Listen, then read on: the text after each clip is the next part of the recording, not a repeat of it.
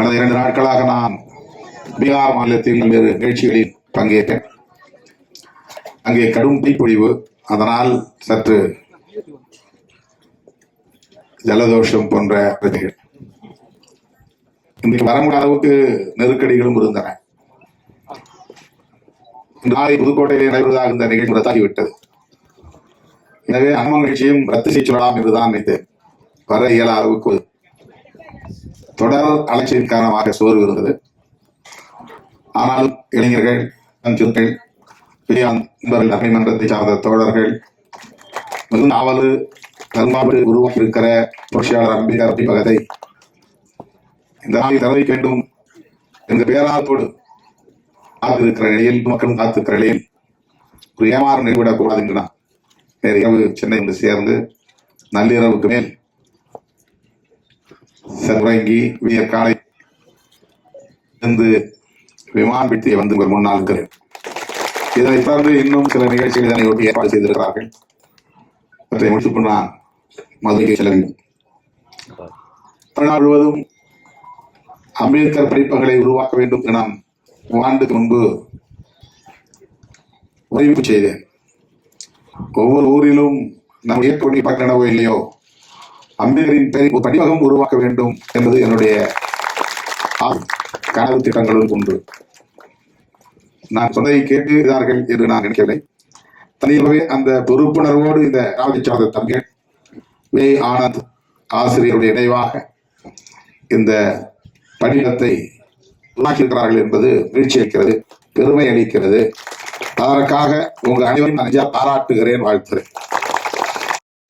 அனைத்து என்பது போல் அமையும் என்று அனைத்திற்கும் என்று எண்ணம். ஆனால் ஒரு வீடோடு வீடாக வீட்டிலேயே அதை நீங்கள் எழுப்பியிருக்கிறீர்கள். அதுவும் ஒரு வகையிலே அதற்காக உங்களை பாராட்ட அடுத்த எடுத்திருக்கு. தன்னுடைய வீட்டு முகப்பிலே 10க்கு 10 100 சதுர அடியாக இருந்தாலும் கூட அதை ஒரு கட்டிடமாக கட்டி புரட்சியாளர் அம்பேத்கரின் பெயரை சுட்டி அவருடைய பெயரிலான ஒரு படிப்பகமாக அறிவித்து அதனை விஜயானந்த் திருவுருவப்படையும் திறந்து வைத்து பிள்ளைகள் வந்து நூல்களை எடுத்து படிப்பதற்கும் நாளேடை படிப்பதற்கும் ஒரு ஏற்பாடு நீங்கள் செய்திருப்பது உங்களுடைய சூழலை காட்டுகிறது, பொறுப்புணர்வை காட்டுகிறது. ஆகவே நான் அறிவித்ததை போல ஊருக்கு ஒரு அம்பேத்கர் படிப்போம் அன்னமங்கலத்திலே உருவாகி இருக்கிறது என்று எண்ணி பெருமைப்படுகிறேன், பாராட்டுகிறேன். திறந்து வைத்ததை மகிழ்ச்சி அடைகிறேன். நேற்று டிசம்பர் 25 கிறிஸ்துமஸ் பெருவிழா கொண்டாடியது. நாமும் கிறிஸ்தவ பெருங்குடி மக்கள் அனைவருக்கும் அறிவித்தோம். இந்த கிராமம் ஒரு கிறிஸ்தவ கிராமம், மக்கள் கிறிஸ்தவர்களாக இருக்கிற ஒரு கிராமம். அந்த வகையிலே இந்த கிராமத்தை சார்ந்த கிறிஸ்தவ பெருங்குடி மக்களுக்கு விடுதலை சிறுத்தைகள் கட்சியின் சார்பில் எனது கிறிஸ்துவ வாழ்த்துக்களையும் இந்த நேரத்தில் தெரிவித்துக் கொள்கிறேன். அன்னமாக என்று சொல்வதெல்லாம் எனக்கு ஒரு நினைவு வந்து போகும். நான் 8ஆம் வகுப்பு என்னுடைய சொந்த கிராமத்தில் நடுநிலைப் பள்ளியில் படித்தேன். 8ஆம் வகுப்பு பிறகு என்ன செய்து எங்கே படிப்பது என்கிற கேள்வி எழுது. அப்போது என்னுடைய தந்தை ஒருவரோடு பேசியிருந்ததை என் கால் கேட்டேன். எனக்கு தினக்குடியில் எங்கோ போய் சேர்த்து படிக்க எனக்கு வசதி இல்லை. பெரம்பலூருக்கு மேற்கே அம்மாவில் ஒரு கிராமம் இருக்கிறதா, அங்கே பிள்ளைகளை கட்டணமில்லாமல் சேர்த்து படிக்க வைக்கிறார்களாம், முடிந்தால் அந்த கிராமத்தில் போய் விடலாம் என்று சொன்னார். அது எனக்கு நெஞ்சிலே இன்னும் பசுமையாக பதிவாகி இருக்கிறது. அன்னமங்கலத்தில் ஒரு கிறிஸ்தவ இருந்தது. அது பள்ளிக்கூடத்தையும் விடுதியும் நடத்துகிறது. அங்கே கொண்டு போய் விட்டால் கல்வி கட்டணம் விடுதி கட்டணம் எதுவும் இல்லாமல் பிள்ளைகளை படிக்க வைக்கலாம் இது யாரோ அவருக்கு சொல்ல, அதை அவர் தன்னுடைய நண்பரிடத்திலே சொல்ல, அதை என் காதால் கேட்ட நினைவிட்டது. ஆனால் அப்படி ஒரு வாய்ப்பு அமையும். அண்ணலம் கிராமத்துக்கு வந்து படிப்பதற்கான ஒரு சூழல் அமையும். அருகில் உள்ள திட்டியிலே என் சேர்த்தார்கள். தடுத்தார். எங்க கொண்டு போய் ஏதோ கண்ணுங்கான தேசத்தில் கொண்டு போய் விடுறன்ற, அதுவும் வந்து அனாலயத்தில் போய் சேர்க்கல நினைக்கா, ஏன் குடும்பம் இல்லையா என்று அப்பாவோடு பேசியது, சண்டை போட்டதுக்கு ஞாபகம் இருக்கிறது. ஒரு முறையும் நான் பெரம்பலூர் பக்கம் வருகிற போது தாமரம் எங்கே இருக்கிறது என்று நான் கேட்பது.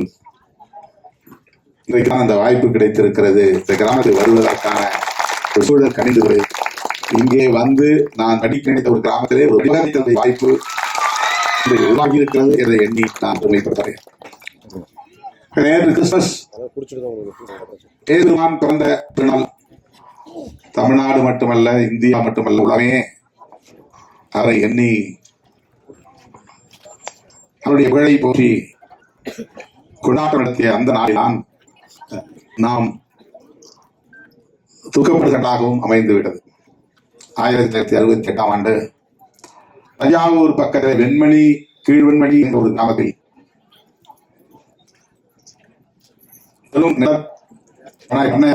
நிலமுள்ளவர்கள் நிலவுடையாளர்கள் ஒன்று சேர்ந்து ஒரு கிராமத்தையே தாக்கி சூறையாடி அந்த தாக்குதலுக்கு அடி ஒரு குடிசைக்குள்ளே ஓட்டி வைத்து பாதுகாப்பாக பதுங்கிக் கொண்ட போது அந்த குடிசைக்குள்ளானே ஒளிந்திருக்கிறார்கள் என்று கண்டுபிடித்து அந்த குடிசையே தீ வைத்து கொடுத்து விட்டார்கள். அந்த குடிசைக்குள் தங்கியிருந்தால் அது பதிகிற ஒரு குழந்தை 44 பேர் உயிரோடு எரிந்து சரியான கொடூரம் தமிழ்நாட்டில் டிசம்பர் 25 தான் நடந்தேறியது. தோழர்கள் முழக்க பிறகு வீர தியாகிகளுக்கு, வெண்மணி போராளிகளுக்கு வீர வணக்கம் என்ற முழக்கங்கள் எழுப்பினார். தமிழ்நாட்டு வரலாற்றில் அது ஒரு கருப்பு நாள். கூலி உயர்வு கேட்டால் ஒரு படி நெல்லையமாக கூலி கொடுங்கள் என்றுதான் அந்த விவசாய தொழிலாளர்கள்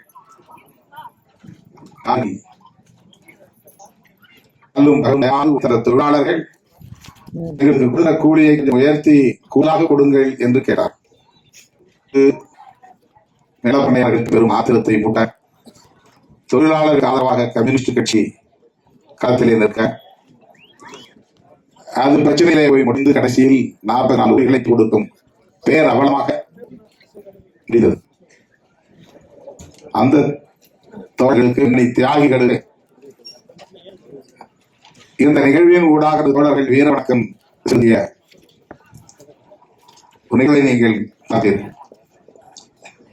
உங்களோடு சேர்ந்து நான் இந்த போராளிகளுக்கு இந்த நேரத்தில் நான் ஜம்மாத வீர வணக்கத்தை செலுத்துகிறேன். இன்றைய இந்தியாவிலே கிறிஸ்தவர்களுக்கும் இஸ்லாமியர்களுக்கும் பெரும் அச்சுறுத்தல் உருவாகிறது.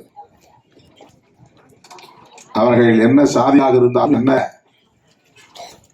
நிலையில் இருந்தால், கிறிஸ்தவர்கள் இருந்தால் அல்லது முஸ்லிம்களாக இருந்தால் அவர்களை இந்த நாட்டுக்கு அந்நியர்கள் என்று காட்டுற ஒரு அரசியல், அவர்களுக்கு எதிரான நிறுத்தை பரப்புகிற ஒரு அரசியல் இந்தியா முழுவதும் பரவி கிடக்கிறது. தமிழ்நாட்டிலும் அதை பரப்ப முயற்சியார்கள்.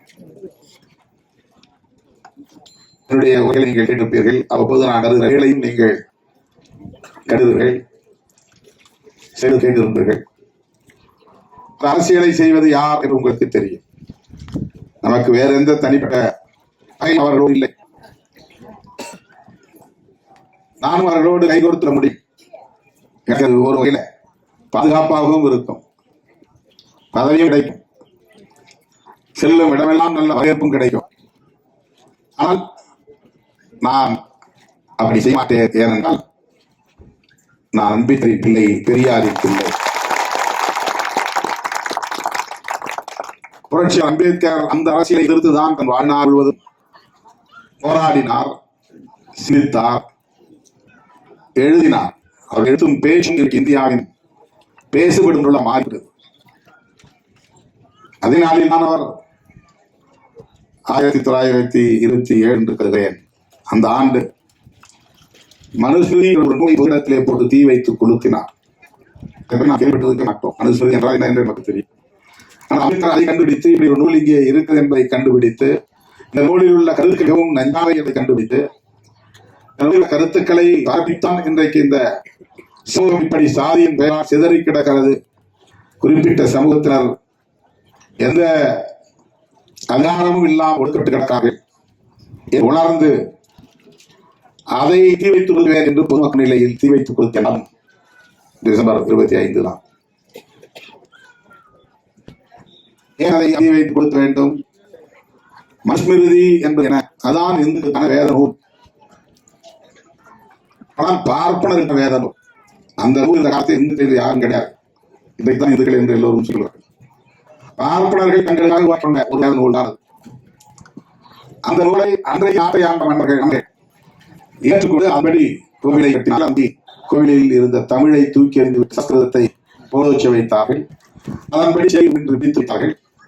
அதன்படி சாதி சாதி நிறுவனம் செய்யக்கூடாது, அவற்றை செய்ய வேண்டும் என்ற தண்டனையை தந்தார்கள். இப்படி 1000 ஆண்டுகளுக்கு மேலாக தொடர்ந்து தான் இங்கே நடைமுறையில் இருந்து வருகிறது. ஆகவே இங்கு எளிய மக்கள் எல்லாம் தலைநிமிர்ந்து வாழ வேண்டுமானால் தன்னாட்டு வாழ வேண்டுமானால் அந்த சிந்தனைகள் அழித்தொழிக்கப்பட வேண்டும். அதுக்கு காரணமான நூல் மனுஸ்மிருதி. ஆகவே அந்த நூல் நான் என்று பொதுவெளியிலே போட்டு தீ வைத்து அவர் புரட்சி ஆரம்பித்தார். அந்த அரசியல் சிறப்புதான் இன்றைக்கு பாரதிய ஜனதா கட்சி என்கிற பெயரால் நாட்டாண்டு கொண்டிருக்கிறது. RSS என்ற பெயரால் கோவில்களை ஆக்கிரமிப்பு செய்கிறது.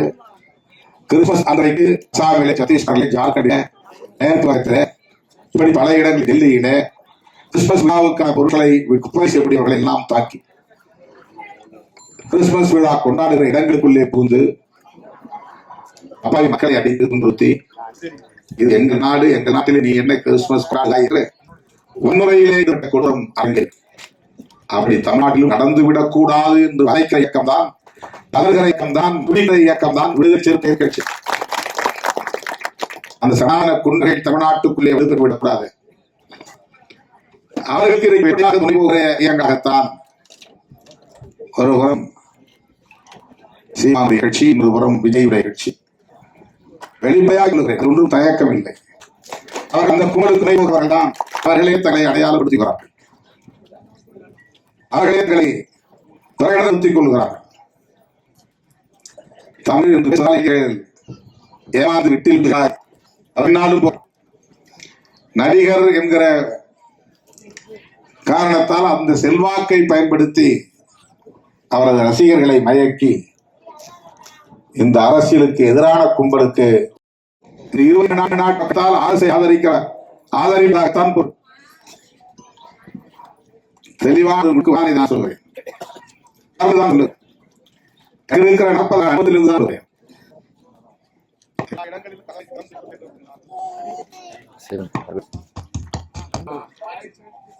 எல்லா இடங்களும் கதவுகளை திறந்து வைத்துள்ள வேண்டும் என்று நினைக்கிற சராசரி ஏகராசவாதி அல்ல திருமாவளவன். மக்களுக்கு வேண்டாத அரசியலை கதவுகளை சாத்துவதுதான் பணி. பாஜகவும் கூட்டணி இல்லை என்று இந்தியாவிலேயே வெளிப்படையாக முதலில் அறிவித்த திருமாவளவன் அதே அரசியலை சோசியல் என்கிற பெயரில் காப்பி அளித்த பாமகவும் கூட்டணி இல்லை என்று சொன்னவன் தான் திருமாவளவன். அதே நிலைப்பாட்டான் இன்றைக்கு இந்திய கட்சிகளையும் நான் அடையாளப்படுத்துகிறேன். இவர்கள் சனாதன அரசியலுக்கு துணை போகிறவர்களாக இன்றைக்கு மாறி இருக்கிறார்கள். அரசியல் தங்களை அடையாளப்படுத்திக் கொள்வார்கள். கிறிஸ்தவர்களுக்கு சீமான் ஒரு கிறிஸ்தவர், ஒரு கிறிஸ்தவரின் கிறிஸ்தவ அடிப்படையிலே ஆதரித்த மனநிலையும் கொண்டிருக்கிறார்கள். ஆனால் அவர்கள் யாருக்கு துணை போகிறார்கள்? யாருடைய அரசை பேசுகிறார்கள்? நாம் பேசுகிற பெரிய அரசியல் அம்பேத்கர் அரசியலிருந்து மாறுபட்டதா? நாம் பேசுகிற மார்க்சிய அரசியல் என்பது அம்பேத்கர் அரசியலிருந்து மாறுபட்டதா? பெரியார் அரசியல் வீழ்த்தேன் என்று சொன்னால் அம்பேத்கர் அரசியலை வீழ்வதாக, பெரியார் அரசியல் வீழ்வோம் என்று சொன்னால் அது மார்க்சிய அரசியல் வீழ்வதாகத்தான் பொருள். ஆகவே அவர் பெரியாருக்கு எதிராக பேசலாம், அம்பேத்கருக்கு எதிராக பேசல நாம் விடக்கூடாது. பெரியாருக்கும் அம்பேத்கருக்கும் இடையே உருவாக்க பார்க்கிறார். பெரியார் வேறு, அம்பேத்கர் வேறு, ரெண்டு இருவரையும் ஒப்பமையா என்றெல்லாம் பேசுகிறார்கள். அதை தலித்திலே ஏமாந்து விடக்கூடாது. ஓபிசிகளுக்கு நம்பி ஏற்கனவே நிறுவப்பட்ட இருப்பு இருக்கிறது. ஆனால் நம் கொடி ஏறக்கூடாது. ஆனால் பாசிச குறிப்பார்களா? திருமாவளவன் கொடி ஏறக்கூடாது, அப்படி பறக்கலாம் என்கிற அரசியல் புரிதலாக அவர்களுக்கு இருக்குது. ஓபிசிக்கு இடஒதுக்கீடு கொடுக்கக்கூடாது என்று போராடியது தலைவர்கள் இல்லை, அம்பேத்கர் தலைவர்கள் இல்லை. தலைவர்களால் மண்டல் பரிந்துரையை நடைமுறைப்படுத்த அத்வானி தலைவர்களை போராடினார்கள். பன்னிகளாக இருந்தாலும், முக்குளத்தோராக இருந்தாலும், யாராக இருந்தும் அவர்களுக்கு மண்டல் பரிந்துரையின் அடிப்படையில் இடஒதுக்கீடு கொடுக்கக்கூடாது என்று பெரிய ரசயாத்திரை நடத்தினார். ராம்தாஸ் பாஸ்வானா, மாயாவதி அம்மையாரா, ராம்தாஸ் அதாரா, பிரகாஷ் அம்பேத்கரா, திருமலானா ஆதரித்தவர்கள் இவர்கள். ஓபிசிக்கு ஒதுக்கீடு கொடுக்கும் மண்டல் கமிஷன் பரிந்துரை நடைமுறைப்படுத்தும் குரல் கொடுத்தவர்கள். எதிர்கள் பிஜேபி. அந்த பிஜேபிக்கு தான் எடப்பாடி பழனிசாமி சிவப்படம் வைக்கிறார். அந்த பிஜேபிக்கு தான் இப்போது இவர்களும் தொடங்குகிறார்கள். அந்த பிஜேபிக்கு தான் ராமதாஸ் போன்றவர்களும் துணை நிற்பார்கள். இவர்கள் அல்லவா பிஜேபி எடுத்து எங்கள் பிள்ளைக்கு இடஒதுக்கீடு கொடுக்கக்கூடாது என்று சொன்னவல்லா நீ எதிர்க்க வேண்டும்.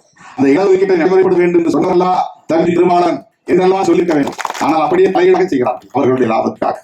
என்னை எதிரி காட்டுகிறார்கள், அவர்களை நண்பர்களாக காட்டுகிறார்கள். தோழர்களே, கிறிஸ்தவர்களுக்கு இஸ்லாமிய இந்த மண்ணில் பெரும் ஆபத்து வருகிறது. அதிமுக வலிமை பெற்றாலும் பாஜக வலிமைப்பதாக தான் பொருள், அல்லது விஜய் வலிமை பெற்றாலும் அது பாஜகவுக்கு தான் பயன்படும், சீமானுக்கு வாக்களித்தாலும் பாஜகவுக்கு தான் பயன்படும். அதுதான் இருக்கிற அரசியல். இதுதான் யதார்த்தமான அரசியல், இதுதான் உண்மையான அரசியல். இதை புரிந்து கொண்டால் காப்பாற்ற முடியும், மக்களை காப்பாற்ற முடியும். எச்சரிக்கையாக இருக்க வேண்டும். கிறிஸ்தவர்களும் இஸ்லாமியர்களும் தலித்துகளும் பழங்குடி மக்களும் இதர முற்பட்டவர்களும் காலமாக ஒடுக்கப்பட்ட இந்த மண்ணின் மைந்தர்கள், இவர்களுக்கு ஒரே பாதுகாப்பு புரட்சியாளர் அம்பேத்கர் அரசியலும் தந்தை பெரியார் அரசியலும் மாமே மார்க்சிய அரசியலும் தான் என்பதை மறந்துவிடக்கூடாது. அந்த அரசியலுக்கு வெற்றிப்பவர்கள் யார் இருந்தாலும் அவர்களை நாம் அடையாளம் கண்டு அணியப்பட வேண்டும். அதன் தலைமுறையினர் இந்த 3 பெரும் தலைவர்களின் படங்கள் முதலில் பார்க்க வேண்டும். ஒவ்வொரு படிப்பகத்திலும் இந்த 3 பேர், ஒவ்வொரு படிப்பகத்திலும் இந்த பெயர்கள் அவ்வப்போது விவரிக்கப்பட வேண்டும். அவர்கள் எழுதிய தத்துவங்களை இவர்கள் புரிந்து கொள்கிறார்களோ இல்லையோ, அந்த பெயர்களை 5ஆம் வகுப்பு மாணவன் 6ஆம் வகுப்பு மாணவன் 10 வயதிலேயே உச்சரிக்கவும், அந்த பெயர்களை காதுகளால் கேட்கவும், அவர்களின் பெயரை நாள் உச்சரிக்கவும் வாய்ப்பை ஏற்படுத்தி தருவதற்கு இந்த படிப்பகம் பயன்பட வேண்டும். அந்த வகையிலே விழிப்பாக இருந்து ஆமேதி மார்க்ஸ், தந்தை பெரியார், புரட்சியாளர் அம்பேத்கர் ஆகியோர் சிந்தனைகள் அடங்கிய வெளியீடுகள் எல்லாம் இந்த படிப்பகங்களில் துறைகளை படிப்பதற்கு திட்டங்களை தாண்டி வாய்ப்பு உருவாக்கி தர வேண்டும் என்று சொல்லி உங்கள் அனைவரை வாழ்த்தி வாய்ப்புக்கு நன்றி. நன்றி.